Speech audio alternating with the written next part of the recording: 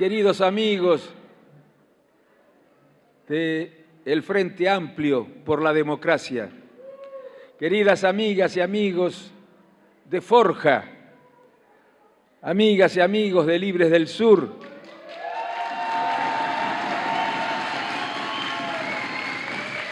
acá los veo, los estaba buscando, no los encontraba, a Humberto Tumini y a Jorge Ceballos, de Libres del Sur.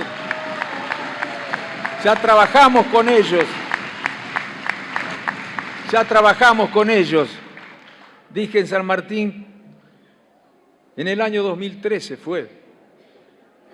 Hicimos una elección extraordinaria, no quiero contarles lo que pasó con ese frente porque sería larga la exposición y quiero ser breve.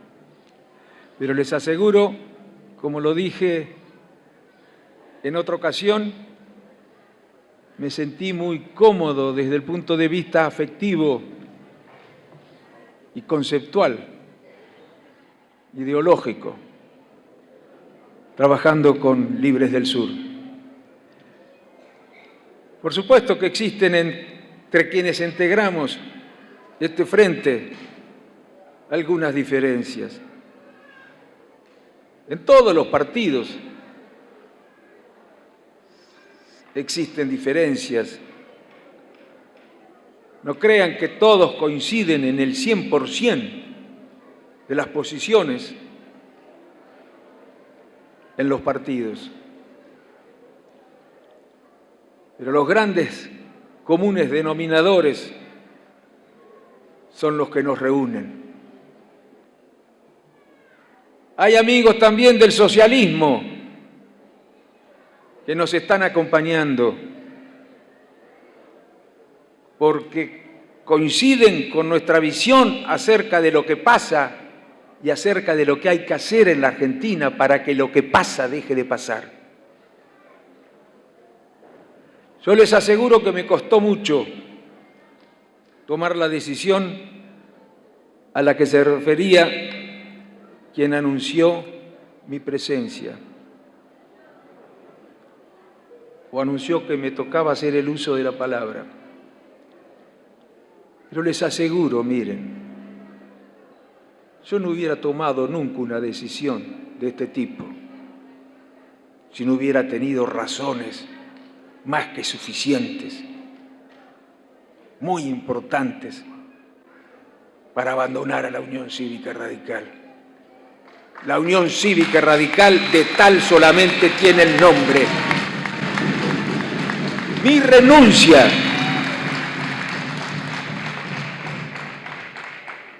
es prueba de ello. No hubiera tomado una decisión de esta naturaleza si no estuviera convencido de que era una obligación ética dejar de avalar con mi afiliación las cosas que hacía la Unión Cívica Radical. Bueno, lo importante en este acto no es mi candidatura, cosa que agradezco muchísimo a las fuerzas políticas que me han ofrecido que representemos en la provincia de Buenos Aires al Frente Amplio por la Democracia. Sinceramente agradezco muchísimo este ofrecimiento, me honran que fuerzas progresistas hayan considerado que en esta oportunidad,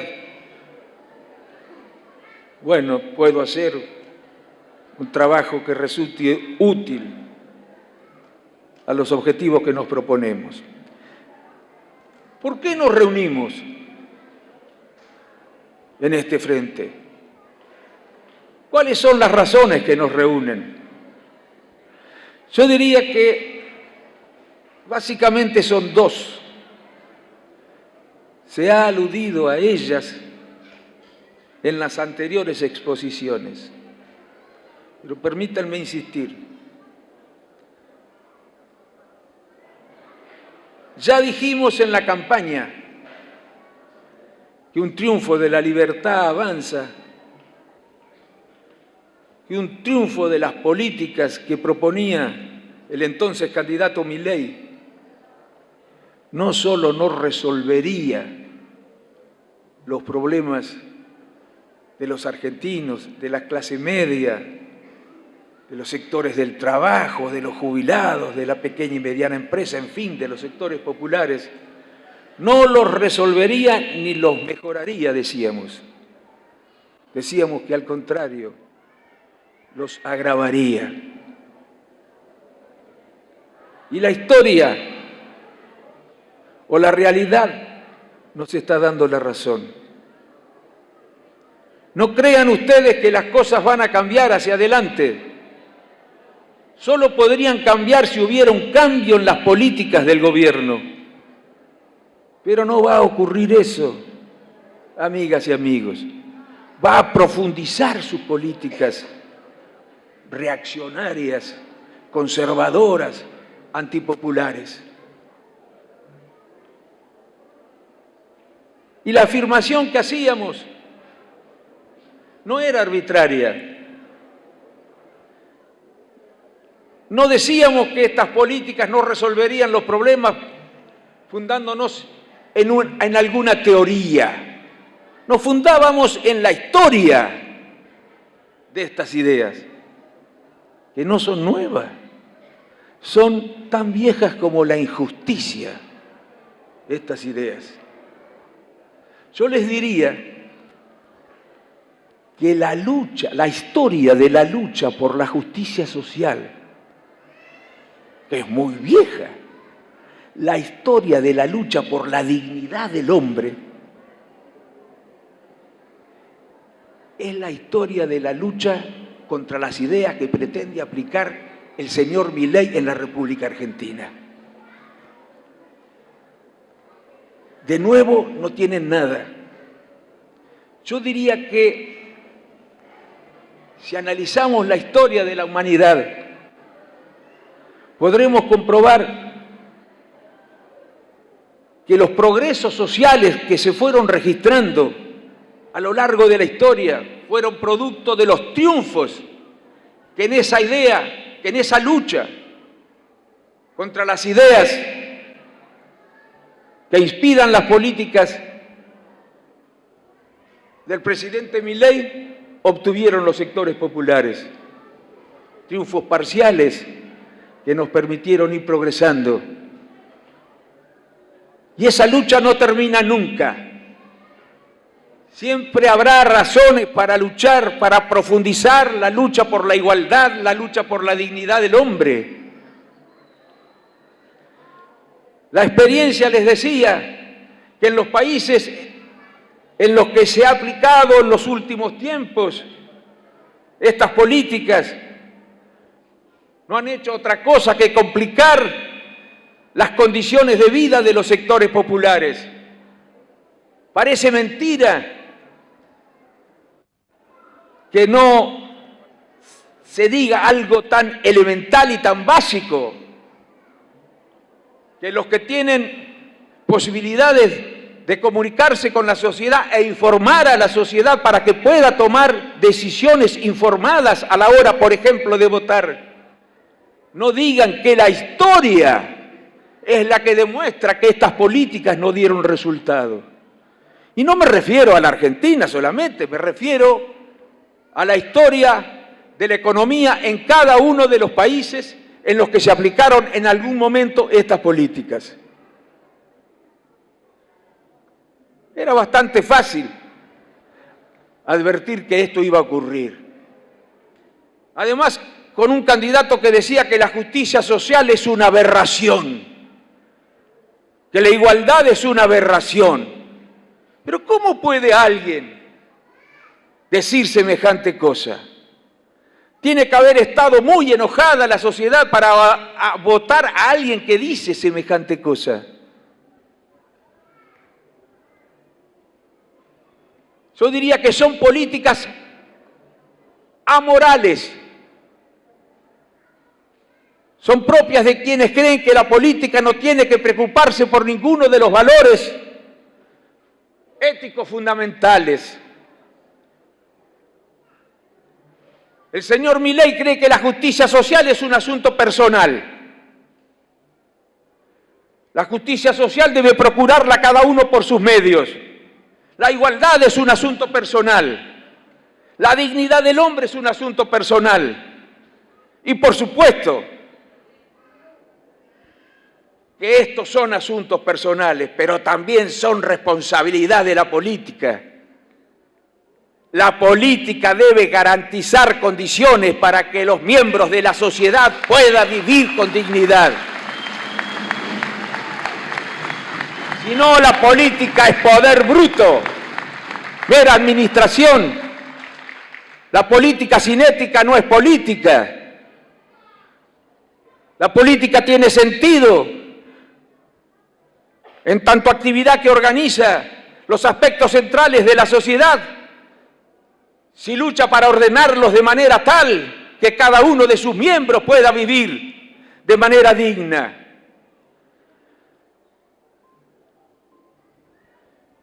Esta fue una de las razones que nos hizo pensar acerca de la necesidad de reunirnos. Es difícil, muchachos. Es mucho más fácil irse a casa o quedarse en partidos que no se la juegan, que tratan de quedar bien con determinados sectores que tienen posibilidades de influir sobre la opinión pública. ¿Saben cuál es el principal miedo de un político? No es el miedo físico. El principal miedo de un político es el miedo a la opinión pública. Tal vez entonces entiendan por qué algunos tienen tanto miedo de decir cosas que puedan ofender a quienes están en condiciones de formatear la opinión pública. Estos 11 meses de gobierno nos han dado la razón. Lo dijo Silvia y lo dijo Gustavo. Caída del 20% en los salarios de los empleados públicos. Aumenta el desempleo, crecimiento de la pobreza, aumento de la indigencia, desarticulación de los planes sociales, como por ejemplo la asistencia a los comedores escolares, desfinanciamiento de las universidades, desfinanciamiento de la educación pública. Entre otras cosas, no quiero aburrirlos mencionando las decisiones que se han tomado que revelan un absoluto desinterés, patológico diría yo, desinterés por lo que ocurre con las mayorías populares y encima con el acompañamiento de algunas élites económicas que parece que padecen una indigencia cultural, intelectual, social, de dimensiones clínicas. Y además me parece que carecen del coraje suficiente para contestarle al agravio que el presidente de la Cámara de Diputados pronunciara el otro día cuando acusó a la sociedad rural de caraduras, váyanse a cagar. Pero ¿en qué cabeza cabe que un diputado nacional pueda decir semejante cosa? ¿Cómo creen que vamos a resolver los problemas con diputados de estas características?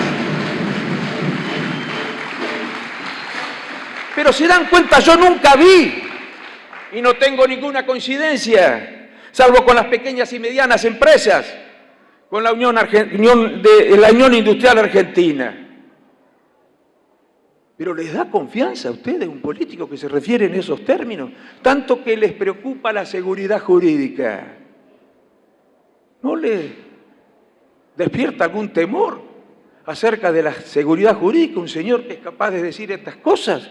Un señor que entró haciendo justicia por mano propia. No sé si hizo justicia por mano propia, porque la verdad que no conozco la decisión que había tomado el intendente de La Matanza, que había cerrado un terreno, que había alquilado una empresa argentina muy poderosa para hacer su radicación, pero sin cumplir con las exigencias que establece la legislación municipal. Entonces el intendente clausuró, cerró el predio. Lo habrán leído ustedes. Y nadie dice nada en la Argentina sobre esas cosas. Muy pocos lo dicen. Entró con una pinza, rompió los candados, abrió de par en par las puertas al predio, se paró frente a las cámaras y dijo: me importa 3 pelotas el intendente de La Matanza, nosotros venimos aquí a garantizar el ejercicio de la libertad. Pero ¿quién le dijo a este señor que podía hacer una cosa así? Debería estar preso ese señor por hacer justicia con mano propia. Y a ese señor lo quieren poner de candidato a diputado en la provincia de Buenos Aires. Y ya entonces entro al otro tema por el cual nos juntamos. Nos preocupaba a todos, lo decíamos en la campaña, no nos hacían caso el resto de los partidos. Miren, muchachos, a nosotros nos costó mucho conseguir la democracia. Yo veo que hay muchos jóvenes acá, que ojalá sigan sumándose a la política. Esto los distingue, muchachos. No los distinguen y los hace diferentes el individualismo, el consumismo, el materialismo. Esta preocupación por la política, que es la preocupación por el interés general y el bien común, es lo que hace de ustedes seres valiosos. Y deben sentirse orgullosos de sus padres que les han enseñado de esta manera. Bueno,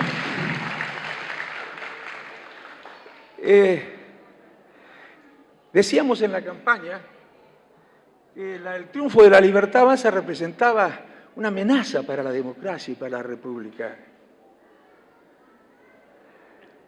El presidente de la República, no era demasiado difícil darse cuenta de esto, y menos para un político con experiencia. Si no decían nada, no quiero conjeturar acerca de las razones del silencio, pero me las imagino. Era bastante fácil darse cuenta frente a un candidato que, cuando le hacen la pregunta acerca de si la democracia, fíjense ustedes, muchachos, miren, ¿saben cuál es la diferencia entre la democracia y la falta de democracia? Es la diferencia entre la vida y la muerte. Nos mataban en las dictaduras, nos torturaban en las dictaduras, nos encarcelaban en las dictaduras, nos secuestraban en las dictaduras, nos hacían desaparecer en las dictaduras. Nos costó muchísimo tiempo recuperar las democracias, muchísimos sacrificios, quiero decir, sacrificios supremos tuvimos que hacer para recuperar la democracia. Y este señor decía y hacía cosas que revelaban que la democracia para él era un régimen de gobierno más, ni siquiera el mejor. Una vez le preguntan, una periodista, si consideraba que la democracia era el mejor régimen de gobierno. No contestó. Empezó a balbucear, a decir tonterías, abstracciones, a tal punto que la periodista le dijo: le estoy preguntando si la democracia es o no el mejor régimen de gobierno, ¿sí o no? De vuelta. Eludió la respuesta. Era bastante fácil la respuesta, monosilábica, ¿sí o no? No contestó. Recomendaba a sus seguidores la lectura del libro de un autor que dice que la democracia es el régimen de la tiranía de las mayorías. Sus principales inspiradores, Hayek y Friedman, por ejemplo, fueron a visitar a Pinochet. Y al salir del encuentro, los periodistas le preguntan a ambos, aunque en distintos momentos: ¿qué prefieren ustedes? Friedman y Hayek. Se llena la boca hablando de Friedman y Hayek. Parece que debe estar gobernando con el libro de Friedman y Hayek. Le preguntan a los dos si ellos creen, ¿qué piensan que es peor? ¿Qué piensan que es qué prefieren? Les dice. ¿Una dictadura que respete la libertad de los mercados o una democracia que intervenga en la economía y, por supuesto, intervenga en los mercados? ¿Saben lo que contestan estos intelectuales en los que se referencia a Milei? Preferimos una dictadura que respete la libertad de los mercados. Lo único que le importa son las libertades económicas, las libertades políticas, las libertades sociales. No les importan, para utilizar una palabra que utiliza el presidente, las libertades económicas y las libertades políticas. A la derecha no les interesan 3 carajos. Esa es la verdad. Esa es la verdad. Un hombre que promueve el odio, que pronuncia discursos de odio, que se refiere al adversario en estos términos: ratas, parásitos, gusanos, excrementos humanos. Así alude al adversario político. Yo no creo que ninguno de ustedes, algunos son muy jóvenes, pero les digo, ninguno de los que pudimos ver lo que pasó en Argentina desde 1983, hemos escuchado que un dirigente de algún partido político se refiere al adversario en esos términos.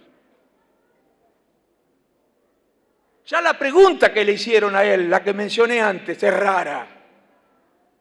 Yo entiendo que le pregunten una cosa así a Rico, que había intentado un golpe militar, pero que le pregunten a un político si cree que la democracia es el mejor régimen de gobierno, es rarísimo. Algo ha hecho ese político, algo ha dicho ese político para que todos duden acerca de sus convicciones democráticas. Nido de ratas, le ha dicho al Congreso y más de una vez. Y en el Congreso algunos dicen, bueno, son formas, son estilos. Yo no me siento personalmente agraviado. ¿Qué personalmente agraviado? Esos son agravios a valores fundamentales de la República y la democracia. Son agravios a las instituciones, a la división de los poderes. No jodamos con eso, muchachos.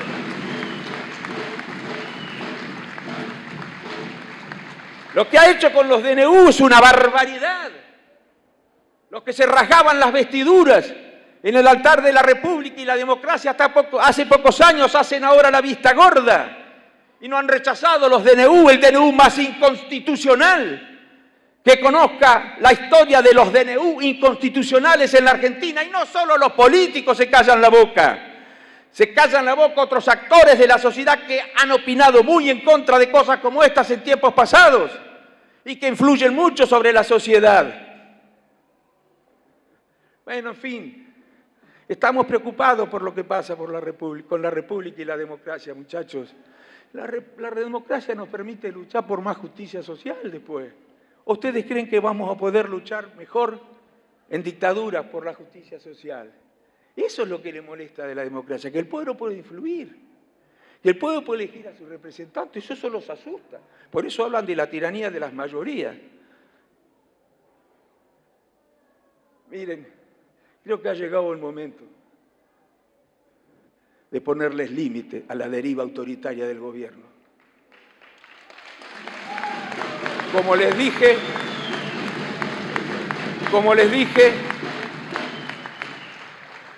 no hubo desde 1983 gobierno más autoritario que este. No podemos relativizar ni minimizar lo que hace con la República. La pone en riesgo. No podemos relativizar ni minimizar sus discursos de odio, la promoción del odio.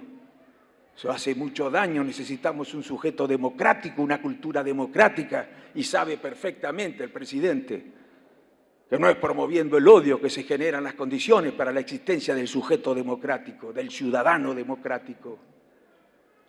Tenemos que ponerle frenos al presidente. No podemos seguir tolerando que las fuerzas libertarias desde las redes sociales sigan amenazando a los argentinos, a aquellos que discrepan con ellos. Les vamos a dar el ejemplo. Nosotros no vamos a frenarlos con el odio. No vamos a devolver odio al odio. Nosotros no necesitamos odiar para defender nuestras ideas. Nosotros saldremos a hablar con la sociedad para explicarle que es necesario frenar a este gobierno para detener el progreso en la injusticia social y para detener la degradación y devaluación de los valores democráticos que no sabemos hacia dónde pueden evolucionar. Si no los paramos, van a ir por más. Van a ir por más. Y les voy a decir algo. Me gustaría que lo dijeran algunos dirigentes de otros partidos. No ha ido por más el presidente, porque no se dan todas las condiciones todavía. Hay una sociedad que no le permitiría transgredir el límite que impone la democracia, abiertamente. Pero las cosas pueden cambiar, tengan cuidado, ¿eh? Pensemos en nuestros hijos. ¿Y saben qué me preocupa?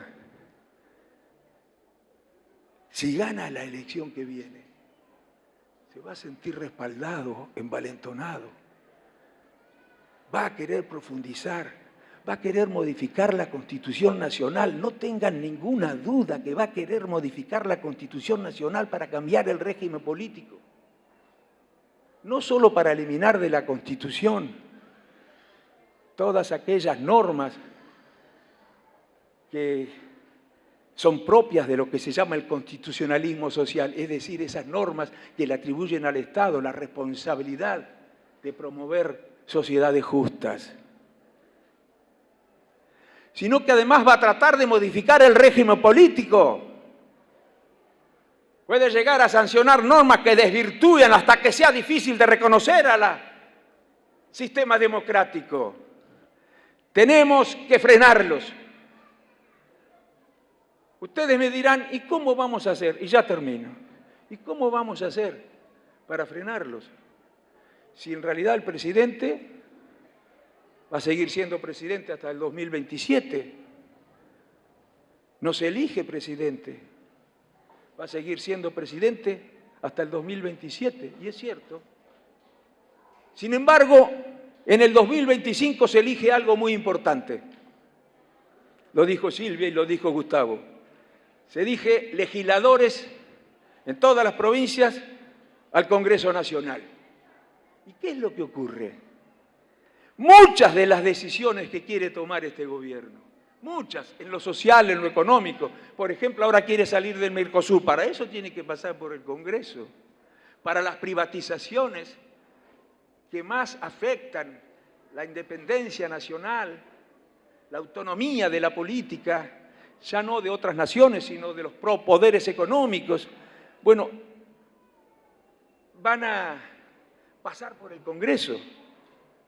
Todas esas decisiones que pueden, reforma laboral, la van a intentar, muchachos, no tengan ninguna duda, ya la están intentando. Incluso el proyecto de un radical parece mentira, porque ¿qué es lo que propone esa reforma?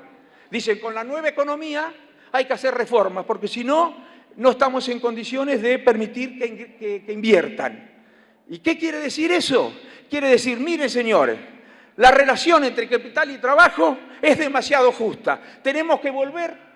Todavía para nosotros no es demasiado justa, ni mucho menos, ¿no? Pero la derecha dice eso. Es demasiado justa. Tenemos que volver a los tiempos en los que la relación entre el capital y trabajo era mucho menos injusta. Capaz que se les ocurre, por ejemplo, prohibir la prohibición del trabajo infantil. O se les ocurre que los trabajadores puedan trabajar más de 8 horas.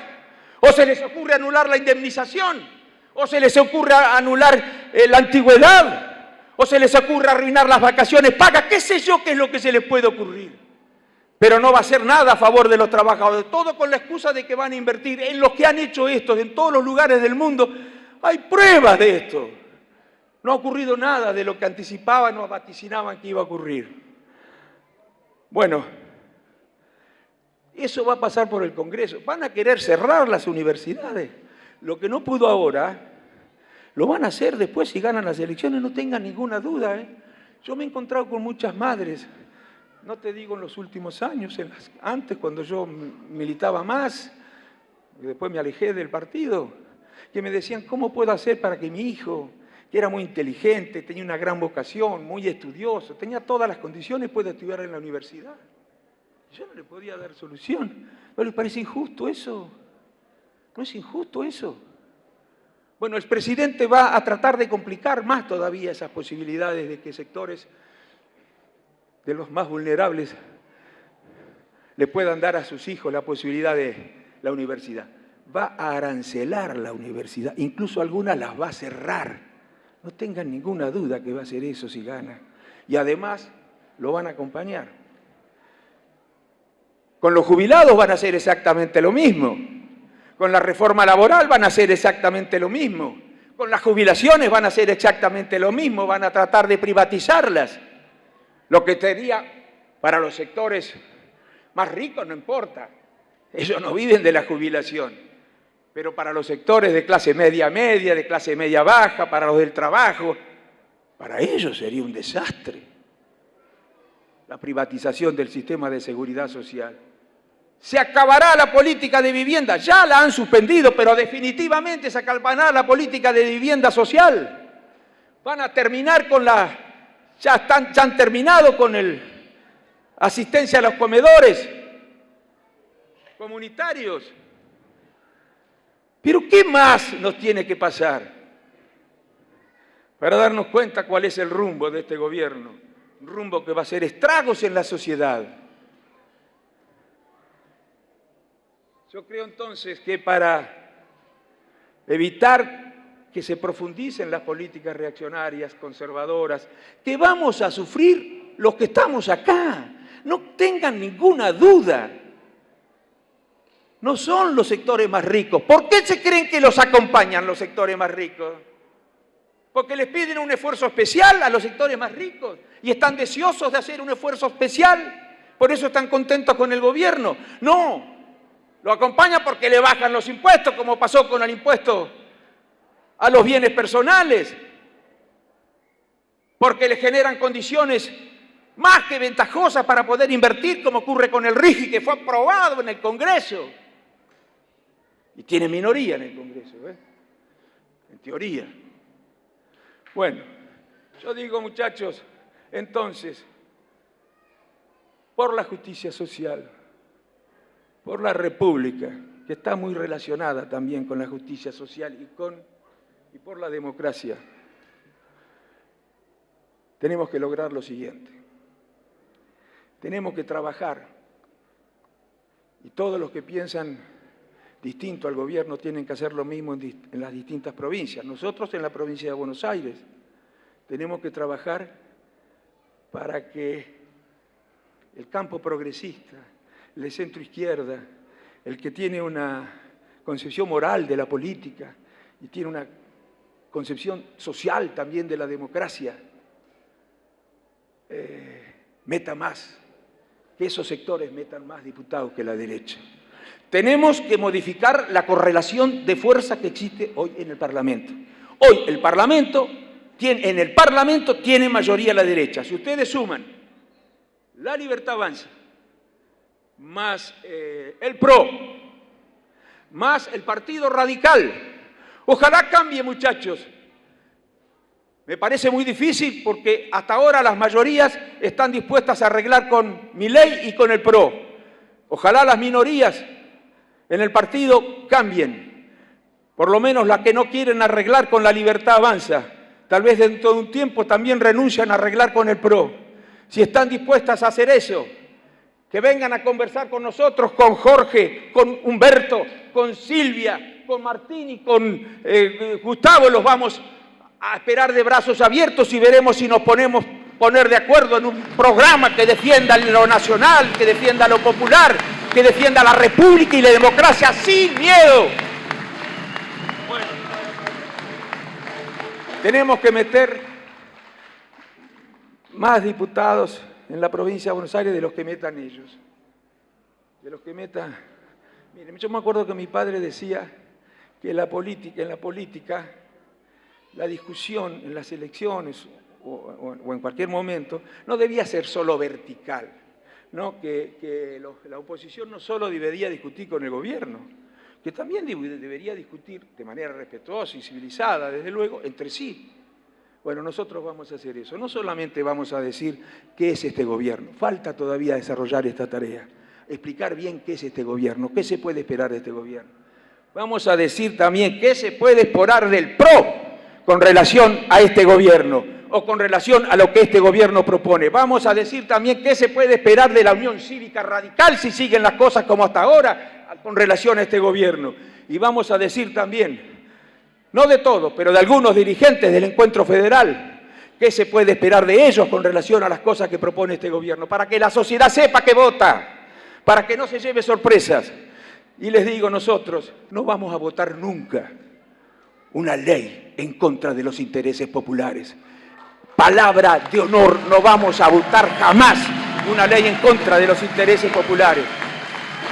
No vamos a votar nunca una ley que le hace perder autonomía a la política frente a los poderes económicos.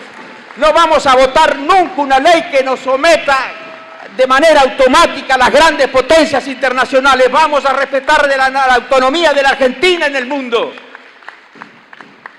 No vamos a votar jamás una ley que degrade todavía más la república y la democracia.